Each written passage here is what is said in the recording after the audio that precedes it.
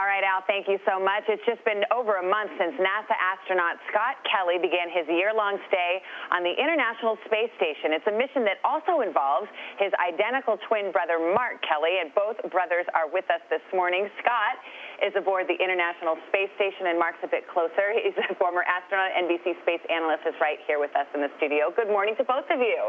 Good morning, Savannah. Well, I've got you here, Mark, but I'll turn my first question to Scott. You're up in space. I know you're just going over the Bahamas right now. How's your first month going? You're 1 month down, 11 more to go. Yeah, so far so good. When I got here I think it's been about 40 days ago, I almost felt like I had never left. It's amazing how your body adapts to this environment and how it remembers actually being here. So, even though there's a long road ahead of me, I'm feeling pretty good about the whole thing so far.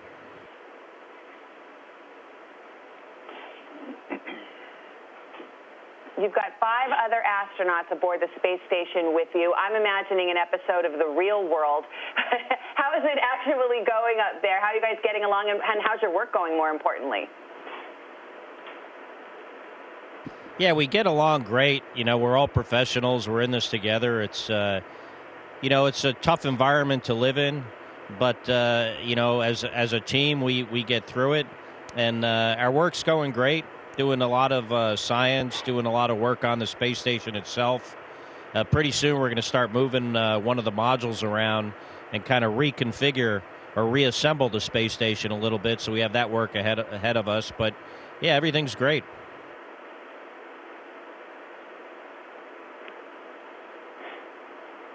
And Mark, you are part of this study, and it's kind of a dream come true for NASA because you have 2 genetically identical individuals, one spending a year in space, one down here on Earth. Tell me about, I guess, the possibilities that this creates for NASA researchers. Well, let me first back up why we're doing this. So we have a good sense of what it takes to fly in space for 6 months. But if one day we want to go to Mars or some other destination in the solar system, we know what the engineering is to do that. We don't know a lot about the human body. So Scott's spending a year in space, and NASA's studying both of us because we are genetically the same. That's going to give NASA a lot of information to reach out into the solar system. And what does that entail for you? I guess you go to Houston, you are part of experiments, they're drawing blood, all kinds of things like that? Yeah, so Scott's the guinea pig in space, and I'm the guinea pig on Earth, and there's a lot of blood draws, a lot of MRIs, ultrasounds, some stuff I'm not even sure what it is. I just lay there on the table. And Scott, I know Mark has a professional drawing his blood and doing that kind of thing. You have to do it yourself. I imagine it's pretty complicated to do some of these experiments up there in space. Yeah, sometimes we draw each other's blood, and in my case, I do it myself. When it was suggested I do that to save crew time, I thought there was no way I'd be able to do it.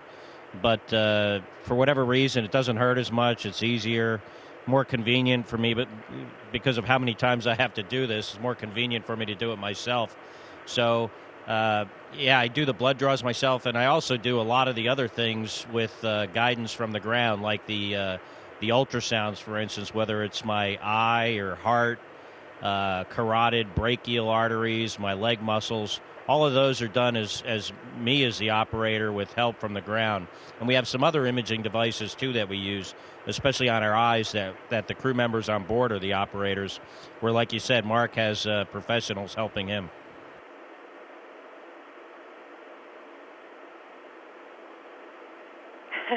Scott, I really am a big follower and admirer of your Twitter feed. You're getting a lot of beautiful images from the space station, and I know you have some other creature comforts like the new espresso machine.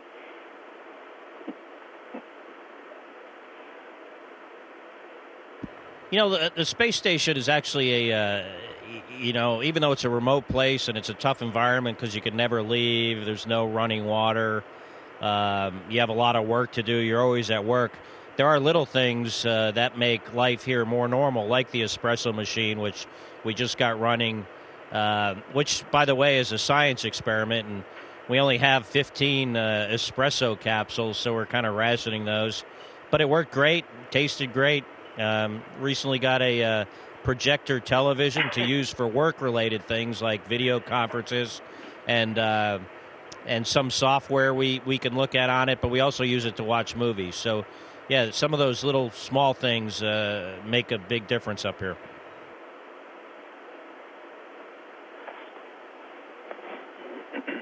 Absolutely. I think they watched Gravity. I don't know if that's the movie I would have chosen, Mark. I don't know about you. It turns out, and I won't get into all the reasons scientifically, that you are now aging a little faster than your brother up in space. So when he comes back, you will be 3 milliseconds older. Do you have any older brother advice? Well, I'm already 6 months older, so I'm going to gain another 3 milliseconds, and that's Einstein figured that out, right? Yeah. General theory of relativity. So, we'll see what happens with those 3 milliseconds. You should ask him to flip over upside down so people can see he's in space. Oh, well, let's do it.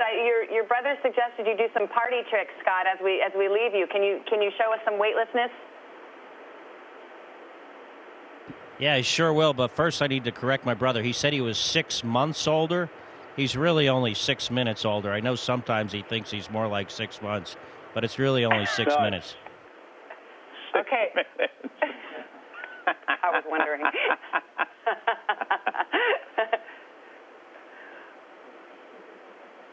Hey, Scott, and change that Air Force sign you got in the background. You need to put a Navy sign up there. I like this. This is a great opportunity for you to just harass your brother. I want to say thank you to Scott Kelly aboard the International Space Station and to Mark right here on Earth. Great to see you both. Thank you so much. Thank you very much. All right. Yeah, pleasure being with you guys today. Thank you.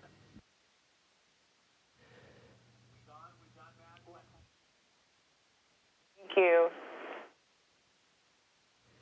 Station, this is Houston ACR. That concludes the NBC Today portion of the event. Please stand by for YouTube questions.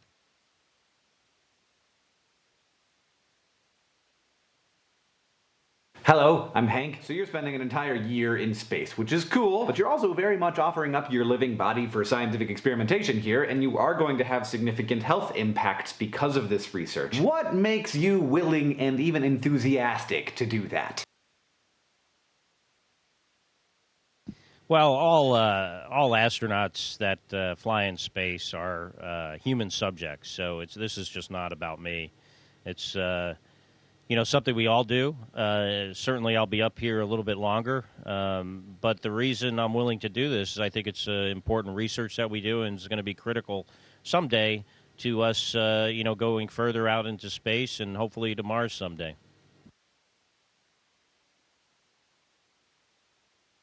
Hi, I'm Louis Cole. I travel the world and make videos for my YouTube channel, Fun for Louis. And in my adventures, I find there's a lot of obstacles I come across. What's been the biggest obstacle of the mission that you're on, and how did you overcome it? Well, this is my fourth time in space, my second long-duration flight, so I kind of eased into this pretty easily. It kind of felt like I had really never left. It's really amazing how your body remembers the environment. I think, though, the biggest obstacle or the biggest challenge will be the duration of this flight, just being here for so long, never being able to leave, never being able to leave your place of work. So, so far it's been a pretty seamless transition, but I expect as I'm here longer, it'll be get more challenging in that regard. Hi, Astronaut Kelly. I'm Emily Grassley from the Brain Scoop, standing in front of our meteorite collection here at the Field Museum in Chicago. My question for you. I know you're studying your immune system's responses and functionality while living in space for a year. So considering how much of a person's healthy immune system has evolved for millions of years along with life forms on Earth, do you have any predictions for how humans could maintain a well-balanced microbiome while living in space without things like plants, animals, or microbes gleaned from life forms on Earth? Thanks. That's a good question. I do know that one of the studies I'm participating in is this microbiome research. We do get some, fresh fruits and vegetables up here, and our diet is, not exactly the same it is on Earth. But I really hadn't considered that, what the impact to living here on the microbiome of our bodies is. But I guess, there is some, and certainly that's why we're doing the research. So hopefully, this experiment will find those answers. I don't have a personal hypothesis, but I'm sure, the experimenters do. And if you want more information, I'm sure your NASA contact, can get that for you. Hey Mr. Kelly, Kyle Hill here from Because Science on the Nerdist channel in Los Angeles. I'm wondering, surveying the popular culture landscape and what you know of our future space missions, what do you think will be the thing that inspires the next generation of astronauts to be the first generation of Martian astronauts? Thanks, and good luck.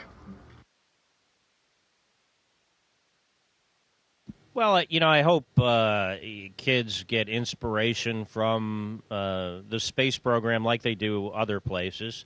Hopefully what we're doing here inspires kids to study STEM education, science, technology, engineering, math subjects, because those are critical to our future, not only our space program, but to our economy as a whole. So, I hope they get some inspiration from what we're doing here. I hope they also get inspiration from, their friends and family and, people that they learn from, their teachers, whatever role models they may have, because that is our future, and, kids are our future. Hi Scott, I'm Henry Reich from the YouTube channels Minute Physics and Minute Earth. I've always been fascinated by the instability of rotation around the intermediate axis of an object. For example, if you rotate around the axis of large angular inertia, it's a stable rotation. If you rotate around the very smallest axis of inertia, it is also a stable rotation. But if you try to rotate around the intermediate axis of rotation, it's unstable. You see these things flip back and forth, back and forth, and back and forth. And you can see this is obviously a challenge here on Earth because we have to throw things through the air and it's a mess. And I was wondering if you might be able to do a demo for us on the ISS. Thanks for your time, and I hope you enjoy your year in space. Yeah, I guess what you're talking about is how this Leatherman tool it'll rotate along one axis and then flip over. So I hope that was a good demonstration. I'll do it again here real quick as we go to the next question, and hope you can see this.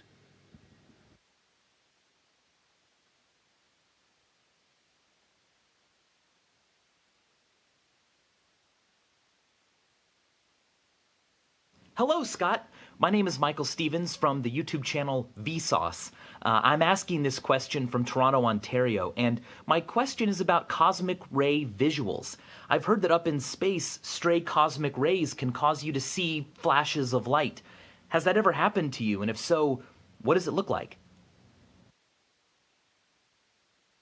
The first time I saw those was on my Hubble Space Telescope mission in 1999. The Hubble flies a lot higher than the space station, so we can see a lot more of those cosmic rays. I would see, on order of maybe like 50 an hour. But the space station is lower and a little bit more protected from those. And you see them much less frequently, although I'll see, maybe a few each night. In my previous experience with Hubble, they were very much more distinct and would kind of look like they were just white flashes of light, like a firework that was kind of radial towards the center of my eye. Now they seem a little bit different, and I don't know if that's because of the altitude we're at, but a little bit more not as well defined, not and kind of more random in how they streak across my field of view, I guess I should say. But I was thinking about it last night when I saw one, thinking about, hey, not only is this thing going across my visual field, but it's also going through my brain.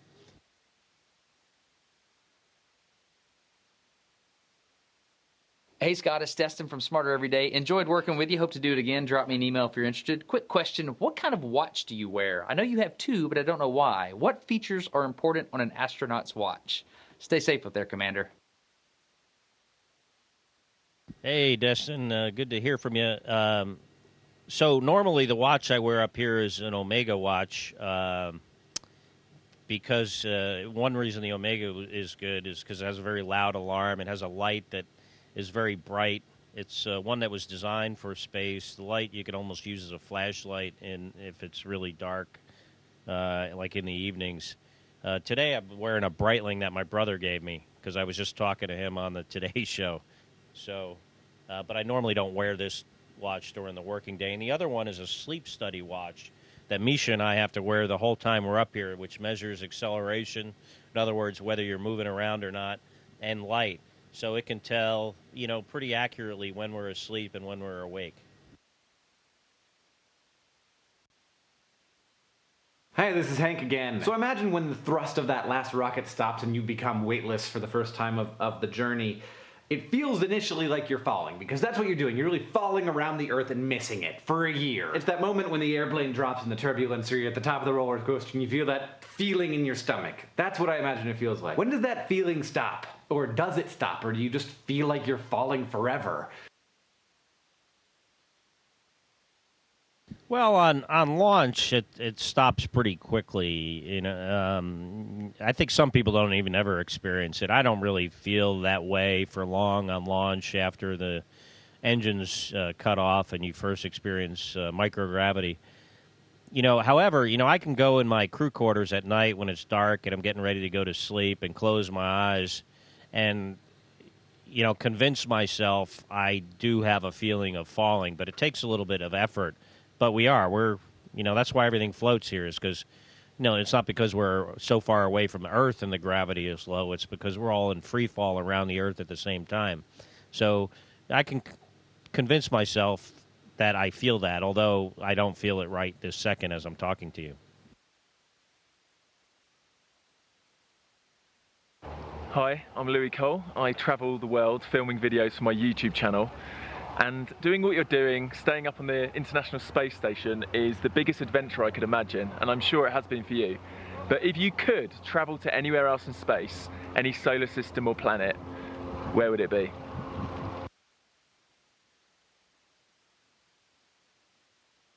People normally ask, if you could travel to any other place in our solar system, and then I generally say Mars. But the way you pose the question, I think if I could go anywhere, it would probably be to a planet that astronomers and scientists have determined is most like Earth. And, to see what's really there, if there are living creatures or just how that planet is evolved and how similar it really is to our home planet. Station, this is Houston ACR. That concludes the event. Thank you.